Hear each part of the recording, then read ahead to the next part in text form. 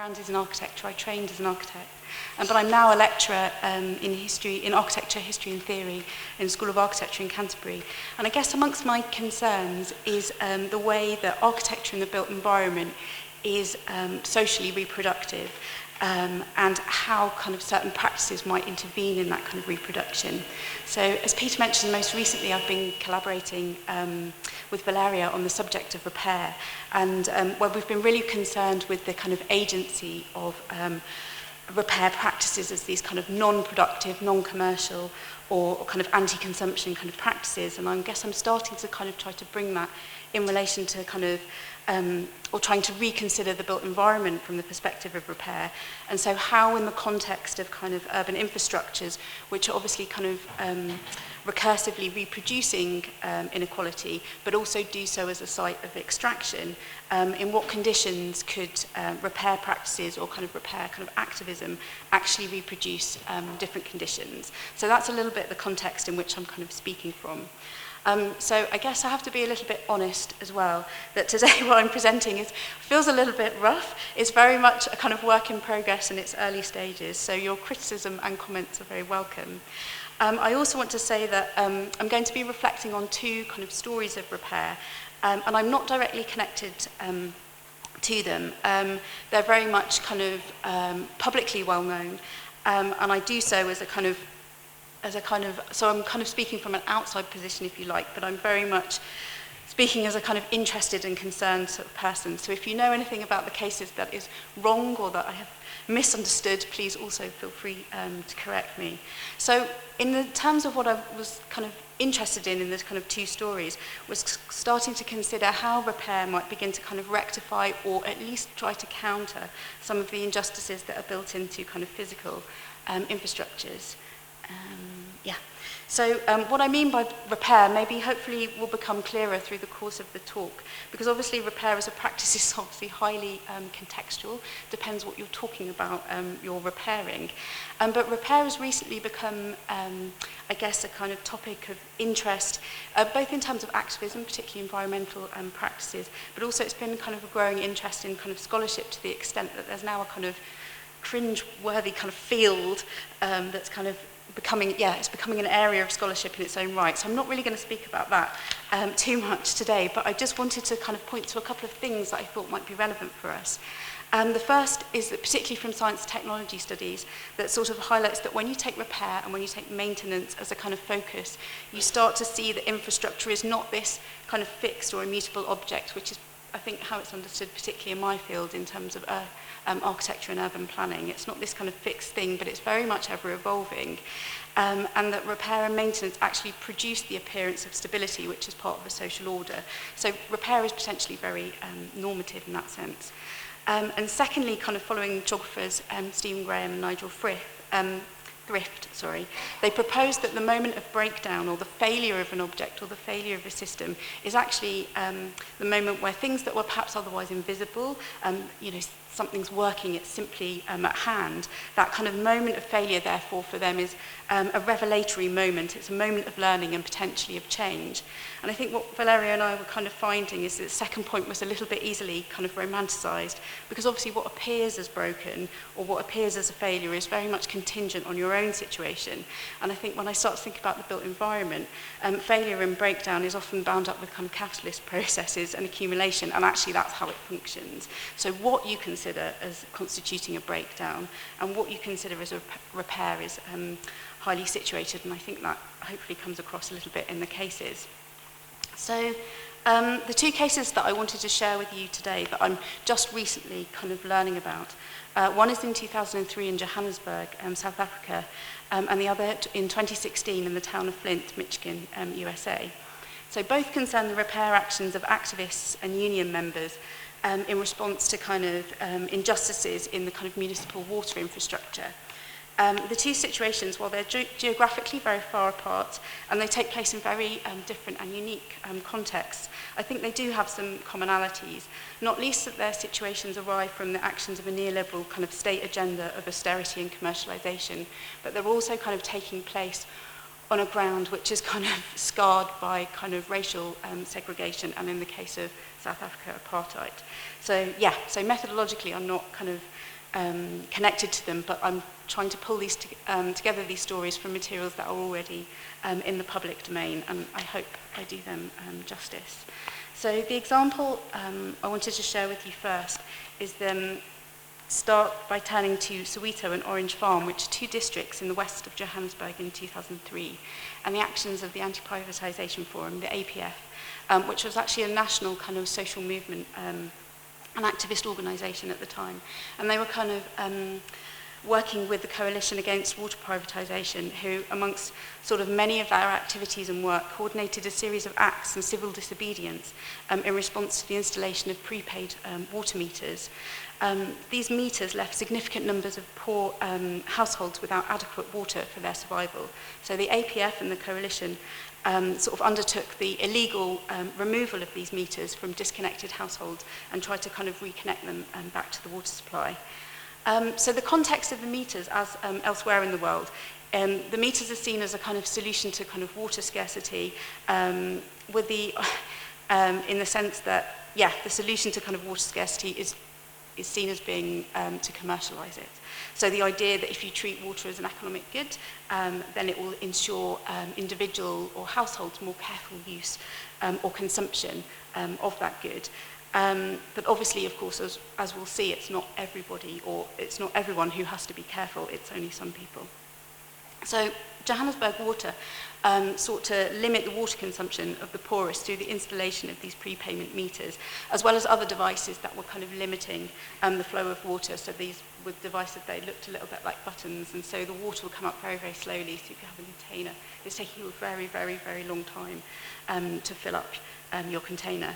So this was Johannesburg Water. It was effectively an arm's length management organisation, so semi sort of privatised, but the state was the kind of principal shareholder, if you like. So they were trying to implement a very kind of aggressive form of cost recovery. So following the kind of fiscal crisis, the municipal budgets were really severely cut by national kind of government. And so basic services, water and notably electricity, became a major source of revenue for the city. And it was estimated at that time to be about 50% of their income. So at this moment as well, it was very importantly, the South African Constitution guaranteed citizens the right to access, in inverted commas, sufficient water, which was called the free basic water supply. So this allowance was based on a calculation of around 25 litres per person per day in a household of around about 8 people. And this was deemed to be kind of adequate. And so the prepaid meter was designed to automatically disconnect you once that free basic water allowance had been kind of met or been consumed, and then unless you paid for additional credit. So the program that was rolled out in Soweto with a pilot project in Firi in 2004, which were amongst the kind of poorest black suburbs to the west of the city, the meter was significantly was only kind of installed for accounts for property owners. So therefore you would then have kind of multiple households potentially attached to one supply.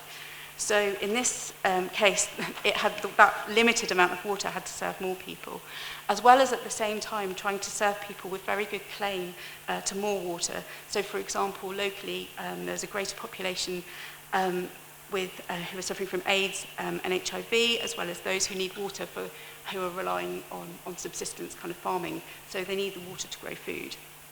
So the prepayment meter forced occupants into really quite stark choices around how that water, which is already insufficient, should be used. So yes, the restrictors were only, and the meters were only installed in kind of black neighbourhoods. And Dugard, who I'll speak about in a minute, she was a lawyer for the residents, really sort of very dryly notes that wealthier white neighbourhoods still had their private kind of swimming pools. So for those living in Firi, the residents would have had, prior to the meters, would have had free access to water from these kind of unmetered standpipes that would be connected to your house. It would be in the street. But then after the installation of the meters, most households found that they were cut off sort of mid-month after about day 12. And so then you have to kind of try and get water from areas that don't have these meters installed. So then there's a burden of work, there's a labour then that starts to increase, and that particularly kind of fell on women. And if that's not possible, then residents have to resort to any water they can find, which is most likely going to be unsafe.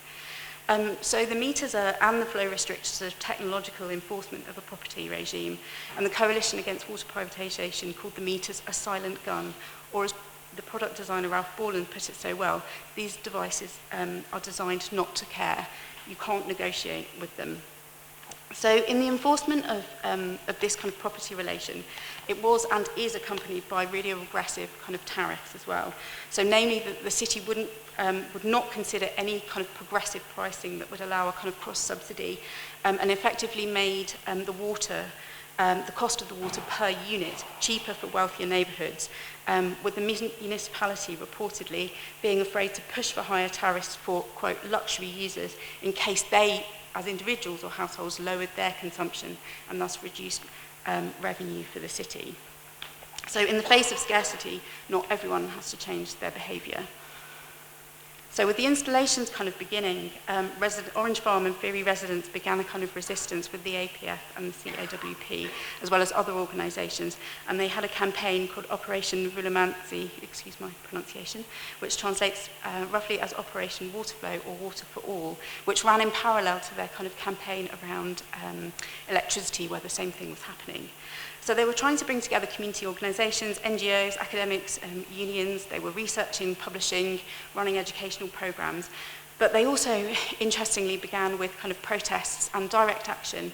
So they had radical plumbers and radical electricians who were trying to kind of bypass the meters and reconnecting people to their supply. And then they would often kind of visibly dump the meters kind of publicly. These ones outside the Johannesburg Water Department. So from the perspective of the common, the reconnections rather could be seen as acts of repair, but from the perspective of private property, they're seen as theft. And the activists themselves found themselves under increasing state repression, police pressure, with a series of arrests, court summons and fines, which kind of depleted the group, took their time, energy and their resources to fight. Yet they continued to fight, and in one protest in 2008, they were marching against both the fines issued by the city for tampering with and removing meters, and dumped both the meters and the summons in front of the mayor's office. So as time progressed, Johannesburg Water stepped up their programme, and residents ultimately were forced to choose between having the meters or having no water supply at all, and slowly and begrudgingly residents had to accept. And activists who wanted to step up their kind of action in response also kind of realised that the consequences would leave many people at kind of increased risk, because those activists kind of lived kind of elsewhere. They wouldn't be directly affected in quite the same way. So piracy reached its kind of tactical limit, and I think the activists involved kind of really understood that kind of uneven ground in which they were kind of operating. And so for these reasons, the APF chose to pursue kind of legal action with the Centre for Applied Legal Studies. And so this is another chapter in the story, but I think one of the main points of what became known as the Mazibuko case, which began in 2004, with these years-long battles, finally in 2008, the High Court ruled in favour of the applicants that the meters were not legal and the allowance was insufficient, and called for 50 litres of water per person. But then this was overturned following an appeal in the following year, 2009, where the Constitutional Court ruled against the applicants and considered the original amount reasonable. According to one of the lawyers involved, eventually the case focused very much on rights as individual water rights to property rather than common rights, and was in some way very much ended up being reduced to a discussion around what is a reasonable allowance.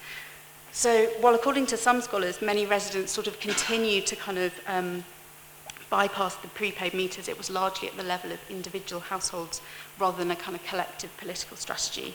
So the meter as a technical solution to enforce property and to individualise access to water succeeded.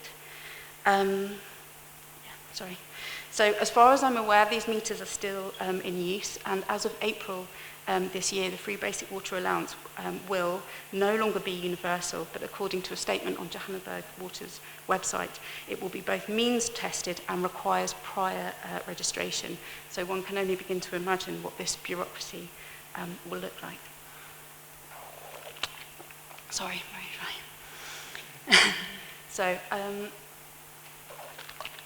I turn now to a completely different geographical situation, and to the water crisis in Flint in Michigan, North America, where in January 2016, over 300 union plumbers travelled to the town to voluntarily install free water filters for residents, following the water crisis that had kind of engulfed the city since 2014.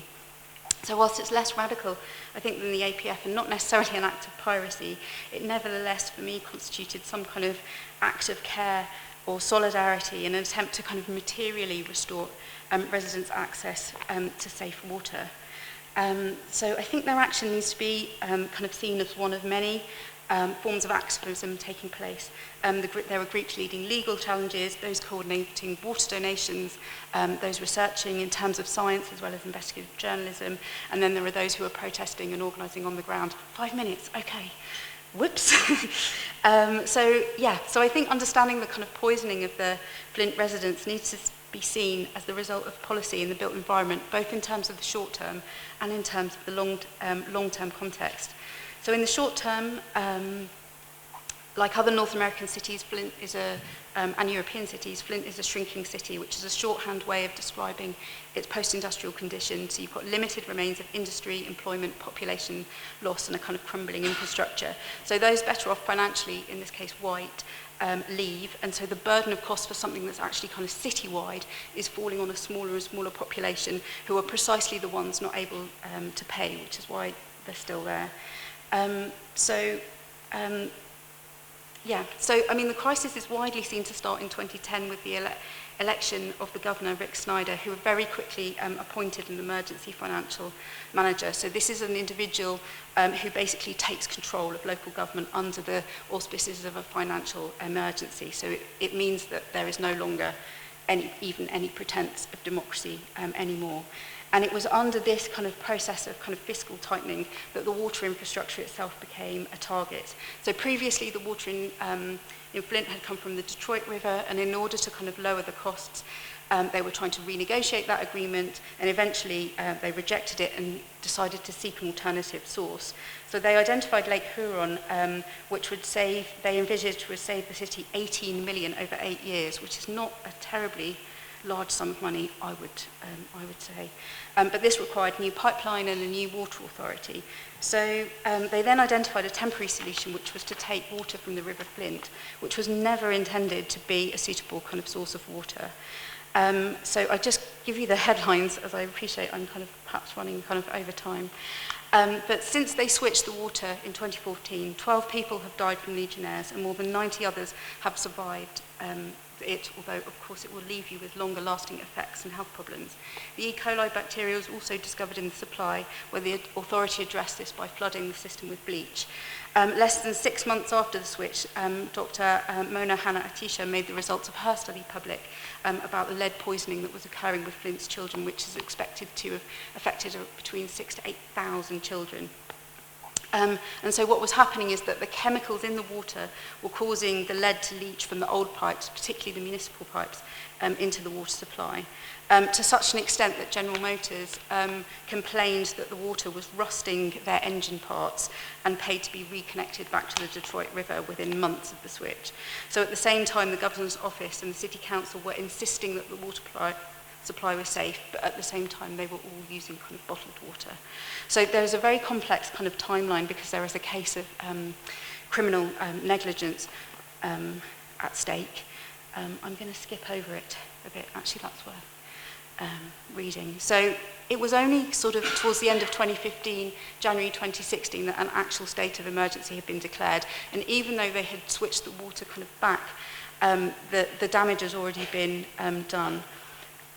According to one news report, though, that the effectiveness of the filters is not necessarily sufficient. And they said the most advanced filters can only safely remove up to 150 parts per billion of lead. However, some homes in Flint have lead levels of more than 4,000 parts per billion, making it impossible to safely clear the water. So with many still relying on donated water, this is a kind of, I would see this as a kind of slow violence, as literature scholar Rob Nixon would put it, which is, it's kind of, the health effects will be extending into generations. So most recently, criminal charges against the city officials have been dropped, but with prosecutors saying that a new case will be reopened. And residents are being assured that justice is merely being delayed, not prevented. So at the moment, there is still no, for many people, there is still no drinking water in Flint. So I just want to, I know I have to wrap up, but I just want to mention that there is a really, the Michigan Civil Rights Commission have written a report in 2017, which is looking at kind of the origins of the crisis, and they point to much more longer term kind of impacts of kind of spatial injustice. And so they go back really to the 1930s, so they don't really pin it on this kind of switch of water, but point to kind of housing policy and urban development, particularly with racial segregation, but also kind of post-war kind of housing policies, which were kind of aiming to boost the housing market, but actually managed to kind of sediment and augment kind of white wealth. So it's another talk, I guess, but it's something that I'm really keen to understand better, because I think this kind of failure and this kind of injustice is quite slow. It's not necessarily these revelationary kind of moments of insight. Yeah, I just leave you with that. I think she puts it, this is Laura Pulido, a geographer, who puts it very well, and she talks about the way that infrastructure is a manifestation of kind of past wealth and capacity. So I guess by way of a conclusion, to come back to some of my initial questions about the kind of capacity of repair actions to kind of confront infrastructures, I don't really have an awful lot of answers. And I think while both situations and cities are kind of unique in their histories, what they have in common is that they are both cases of dispossession with different temporalities. So moments of being very fast, you might literally be disconnected overnight, and one very slow over years that's ultimately kind of tipped into this kind of toxic state. And I guess what I've seen in kind of both cases is what I found in previous work with Valeria, is that the way that injustices are connected to infrastructure further reproduces and exacerbates it. Because if you live in an area that's more polluted, there is, for instance, or forms of, that results in different kind of forms of illness, you're actually going to need more water rather than less to keep yourself or to keep your house clean. And I think both of the actions also find some limits. I think Zoe Romano, who spoke yesterday, has written somewhere about the limits of piracy, where there's no empowerment of the user. And the APF are kind of reflect a little bit on their practice when they talk about the water reconnections and the water meter removals did not manage to connect people's everyday kind of experience of enclosure. So I guess I'm sort of starting to think about how these actions can sort of connect to a kind of bigger politics, whether it's about kind of common rights or how through these kind of actions they can become a bit pedagogical. How do you engage with property relations or with these kind of longer term histories? I think I need to probably stop. So, okay, thank you.